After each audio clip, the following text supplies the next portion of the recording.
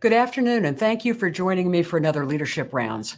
I'm Dr. Mindy Estes, President and CEO of St. Luke's Health System in Kansas City and Board Chair of the American Hospital Association. This week, I'm pleased to introduce Jim Skogsbergh, President and CEO of Advocate Aurora Health. Jim served as President and CEO of Advocate Healthcare in Illinois from 2002 until they joined Aurora in 2017. In addition to leading the Advocate Aurora team, Jim has previously served in this role, which I'm honored to currently hold, chair of the AHA board. Throughout his career, Jim has been considered a leading voice in care transformation and innovation. He's been actively engaged in national healthcare reform efforts, quality, cost, and high reliability initiatives, patient safety, and he's deeply engaged in healthcare providers' commitments to serving their community. Advocate Aurora Health is one of the 10 largest not-for-profit integrated health systems in the United States and a leading employer in the Midwest, operating 27 hospitals, more than 500 sites of care, and employing more than 75,000 associates and caregivers. So Jim, welcome and thanks for joining us today. Hey, thanks, Mindy. Great to see you. Nice to chat with you, and looking forward to the conversation. Great. Well, let's jump right into it. COVID has certainly presented us with a number of challenges this year. It's also, I think, afforded us some new opportunities to rethink the way we deliver care and how our patients can access. Are there any new strategies or innovations that Advocate Aurora has employed to not only fight the virus, but also help improve care? Yeah, happy to share with you some of our learnings. And some of these, might be like ahas, and most of them will probably be, oh yeah, that makes sense. We've learned that as well, because so many of my colleagues are, wrestling with this successfully, given the caliber and the talent we have in this industry. But Mindy, before I even answer the question, let me just say thank you to you for the leadership role that you have provided to the AHA.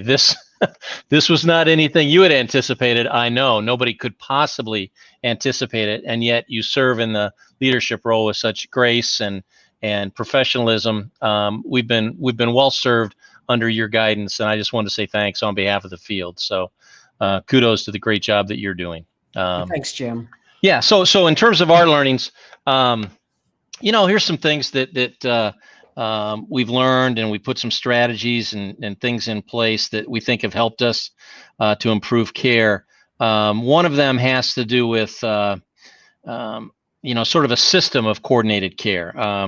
We have care managers, social workers, pharmacists, others who help people get over their barriers. And there are thousands and thousands of barriers that prevent them from getting access to their medication or their specialty visits or other care that they need. And it's these teams, these caregiver teams, that are helping to smooth the transitions. That's been very helpful to us.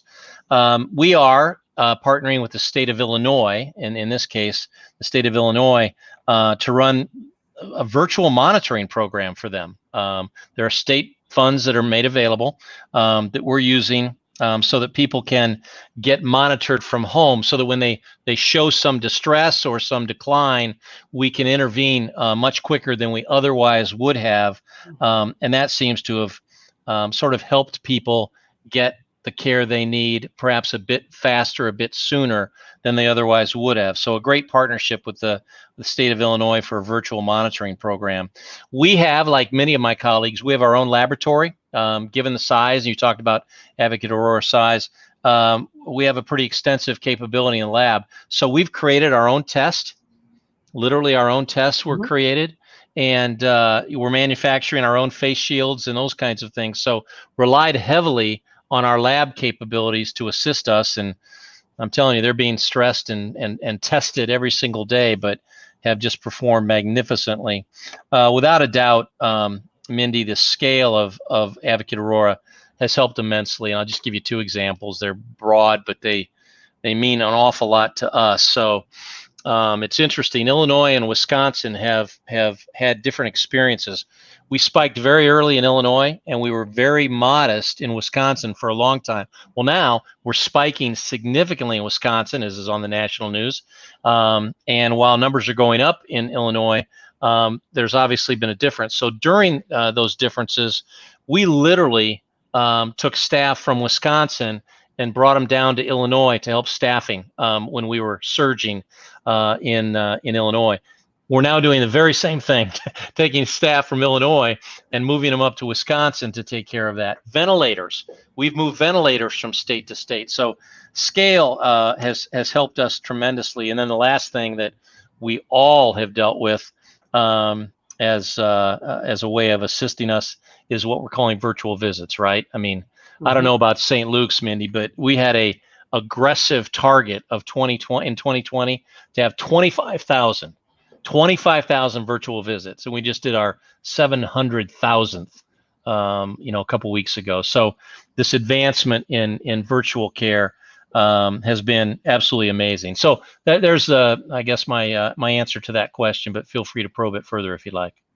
Well, it's interesting. There's a lot of making lemonade out of lemons in this pandemic. And, the virtual visits is clearly one of them. I mean, Yep. At St. Luke's, we had about 7% virtual visits pre-pandemic. We jumped up to close to 50. We're Yep. now evening out somewhere around 30% virtual visits. And Sure. with our newest spike in cases in Kansas City, we're seeing people call and say, by the way, I won't come in. Can we do a virtual visit again? So Absolutely. I think our field has been changed dramatically because of that. Yeah, Mindy, I think for what it's worth, I think there's sort of two genies that we are not going to put back in the bottle. One is, of course, virtual visits. Now, we may not always be at that 50% level, but as you said, it's a technology that's going to continue to be used. And we love that. I mean, better access, all kinds of good reasons to use that. The second one is remote work. I don't think that genie's necessarily going back in the bottle either. We have about somewhere between 9,000 and 11,000 folks today that are working remotely, and we have already announced that we're going to continue that through the middle part of next year. We like the idea of reducing our real estate footprint, to be perfectly honest, lowering the cost of care, and we found thus far that our people like it. We're kind of surveying them and staying close to them all the time. Not everybody, because not everybody's set up perfectly at their own home, but remote work is something that we're also going to embrace going forward in some fashion or another.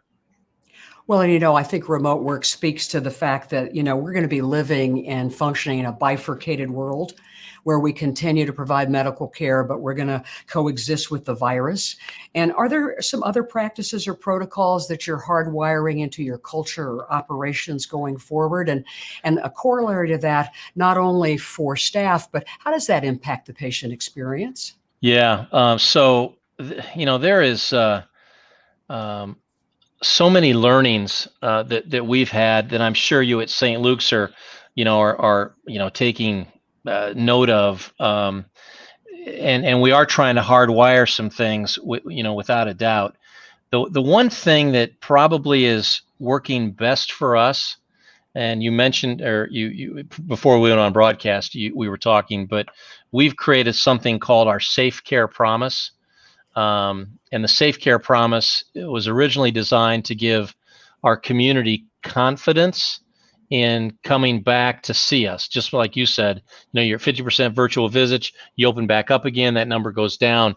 But the idea of getting patients to come and get the care they need, get your diabetes under control, deal with the angina, and the congestive heart failure, all those kinds of things. And don't be afraid to come back and see your physician, see your caregiver because of COVID. So we developed what was originally designed to give confidence to our patients and to our community. The Safe Care Promise, which is all those things that you're doing at St. Luke's, we're doing across the country, the temperature checks, the social distancing, totally redesigned waiting rooms, right? Waiting rooms are now looking very different than they did. Enhanced cleaning between our visits, remote check-in, so you're not necessarily interacting with people coming and going. All those things are in place, have had a wonderful effect, and so we're seeing people come back and get their care. It turns out that Safe Care Promise is just as important to our staff as it is to our patients. And that's been a sort of a great learning. And you might say, well, maybe that's not rocket science, but we've also have appreciated everything we do around safety is about our caregivers as well, and provide PPE that we're all been dealing with and so on. So there's a number of things that we're doing, as I said, that are designed to bring people back that need to come back, so that we can deal effectively with whatever their healthcare challenges are. And I think Safe Care Promise has been a big part of that. And clearly, AHA is considering the whole notion of a safe care promise for the field to Yep. enable all of us to codify really what many of us are doing. And we're now battling COVID and also the flu. And how are you communicating with your patients and communities about the importance of getting a flu shot? Yeah. Well, we actually are doing some things that we hadn't been doing in the past that we, in retrospect, are convicted about. We should have been doing it for a long time. And I'm specifically talking about taking what we call our mobile vans into our disadvantaged communities and just opening them up and doing flu shots, right? We're always good at, if you seek us out, we've got you covered. But we've, the pandemic has shown a very bright light on healthcare disparities. So we're gonna, basically stepping up and moving out into disadvantaged communities so that we can provide those flu shots. We're doing that. We're doing a lot of public service announcements with local leaders, and I don't mean just business leaders. I'm talking about clergy. I'm talking about legislative people to encourage people to get their flu shot. We have relationships with the Chicago Bears and Wisconsin. With the Green Bay Packers. And so what we're trying to do is use basically any and all means. If you're gonna listen to folks about getting your vaccine, and I'm talking about a flu vaccine, right? That's the COVID vaccine's a whole nother topic. Yes, it is. But we are encouraging people through every means possible of communicating the importance of the flu vaccine. And of course, it starts with us, right? So it's mandatory in our organization. I assume it is for yours as well. It is. We're hoping that this COVID phenomena might encourage people to get the flu vaccine so we don't get a double whammy. Fingers still crossed on that one.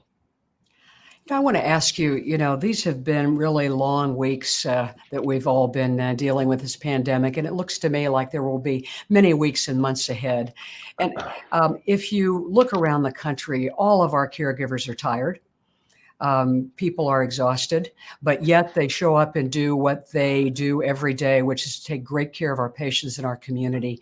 Can you share any early learnings about how to employ techniques to foster resilience among our providers? Yeah, that is the question that I wish it were just a little green or red pill, and then we'd all take it and be as resilient as we need to be. But there is no doubt, Mindy, like your organization, we have caregivers that are tired and sort of battle. Many are battle hardened, but a lot are battle weary, and it's because they've been in this battle-like condition since March. And there's no let up. So resilience is critically important. Here's some things that we did early on that I think, I don't know that it builds resilience, but it did foster tremendous positive reaction from the part of our 75,000 caregivers.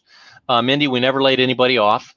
When we furloughed people, we furloughed them with full pay and benefits.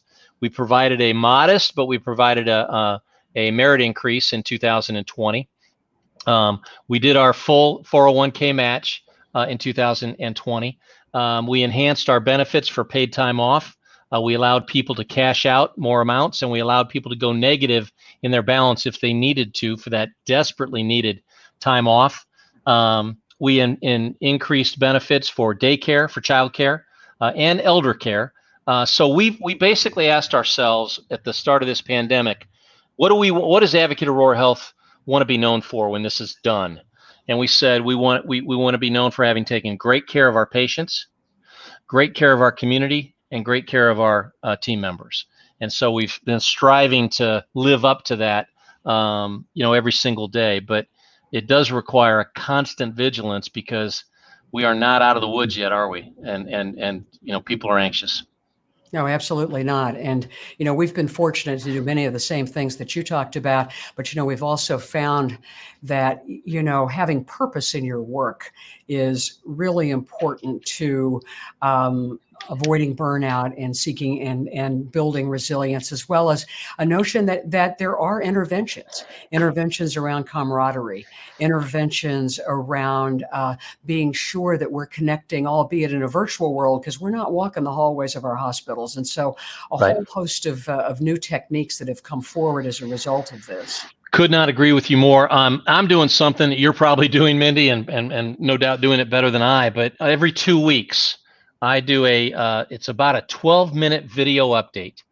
It's a 12-minute video update. It goes to 75,000 team members, and it just status report on a variety of things. But I always end with a phrase that I literally stole shamelessly back in March. Don't even know where I heard it, but I loved it. So I always close with the words, calm over chaos, faith over fear. And it's amazing how that resonates in our organization. People are printing T-shirts and, repeating it back to me and so on and so forth. But back to resilience, that whole notion about calm over chaos, because good Lord, we have plenty of chaos, right? And then faith over fear, not letting fear get the best of you. I think that is a good notion, a healthy notion. And to the extent that people, it speaks to them and they embrace it, I think it's served us well. You want to live it out every day. And I'm trying to do that just like you are. But so those little things do make a difference. And what we want to do is be there for our team members. And that requires, a little bit of effort on our part, yours and mine. But we're putting in that effort. So. It does. It requires transparency and authenticity and being there. So on that note, Jim, I want to thank you for joining me today and sharing your insights on how we can learn from the pandemic in the way that allows us to continue advancing healthcare for all those we serve and creating a better new norm. So until next time, I want to thank everyone for joining us, and I hope you'll be back for our next leadership rounds, which is November 5th, with our guest Tom Sowers, the president of Johns Hopkins Health Center. So until then, stay safe and be well. Thanks again, Jim. Thank you. Bye-bye now. Bye-bye.